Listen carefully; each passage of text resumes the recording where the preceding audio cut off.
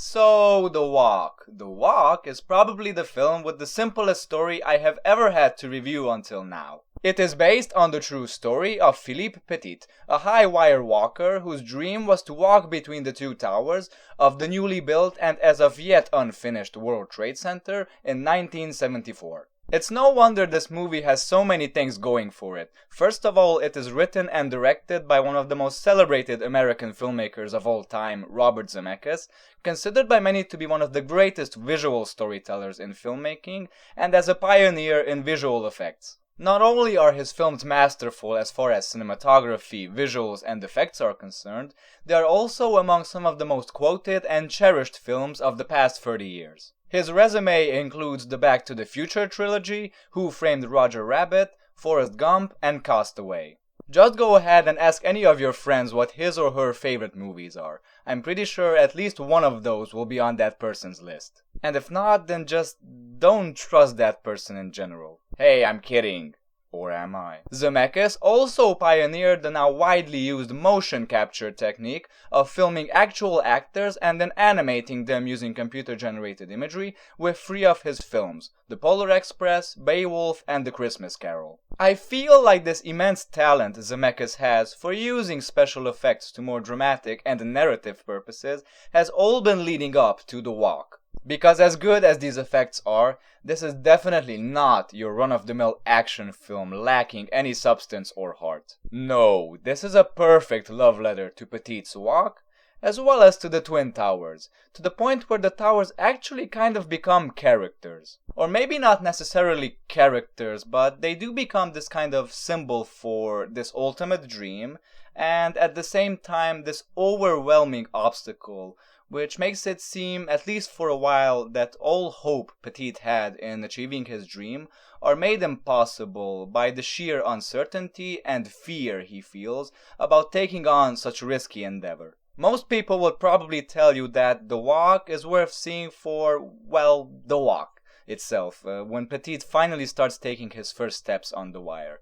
And yeah, I mean, that part is like truly wow, it's movie magic, there isn't anything like it. Now, I'm the type of person who avoids 3D, but I have to honestly say that this is the second film after Gravity which I truly regret not seeing in 3D. So if you have the chance to see it in 3D, fucking see it in 3D. I would never have thought I would say that in my life. However, everything in the film that leads up to that part is in no way dismissible. As film theorist Kristen Thompson pointed out on her blog she shares with her husband David Bordwell, which I recommend you read only after you see the movie to avoid major spoilers, this film's three acts are like three different genres of movies. The first one is a romance, and I would also say to a lesser degree a kind of coming-of-age story, where this young guy leaves his family who don't really understand, don't really care, don't really agree with what he does, and eventually comes across a newfound father figure in Ben Kingsley's character. The second and most suspenseful part is when the movie turns into this kind of heist film. Our characters have to plan and prepare every aspect of this highly illegal and dangerous coup, as Petit puts it, disguise themselves in order to break into a building, and carry a shitload of equipment with them without getting noticed in the process. Now, if that doesn't sound like a heist film, then I don't know what does. But the only difference is that they are not doing anything to harm anyone. They are not doing this for fame and fortune. They are not doing it for financial reasons. No, this is something that's done with much more passion, and it's something much more meaningful than money. As I said before, the second part of the film is when Petit starts losing his optimism and his courage. And to me, honestly, that was even more suspenseful than the actual walk itself. Because the walk is more about finding yourself, it's more about soul-searching. But to have this extremely optimistic person, probably the most optimistic person you could ever meet, suddenly start losing his shit, well, that was really interesting to see. There were two things I was concerned about before seeing this movie, both of them having to do with Joseph Gordon-Levitt's portrayal of this character. American actors speaking English in a French accent, or in any foreign accent in general. Now that always bugs me. It really shows, usually, when an actor doesn't really speak the language he is supposed to be pretending to be speaking. I mean, it's noticeable usually from a mile away. But here it works. And you know why it works? Because Joseph Gordon-Levitt actually speaks fluent French. So props to them for actually hiring an actor who did speak the language, who did understand it. Hollywood, take notes. The second thing I was worried about was the narration. So Petit's character every now and then intervenes from on top of the torch of the Statue of Liberty, narrating different things that are going on. You have to understand that this story is told in a very personal and subjective way.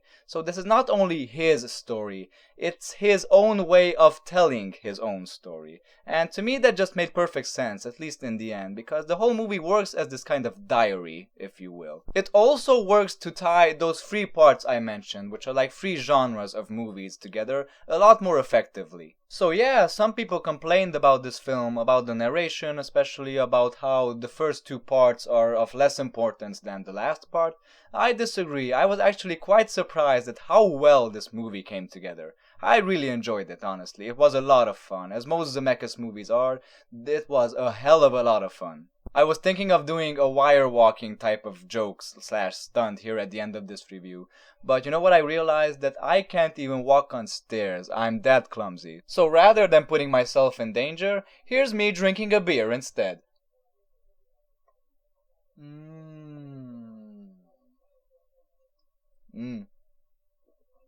Good beer.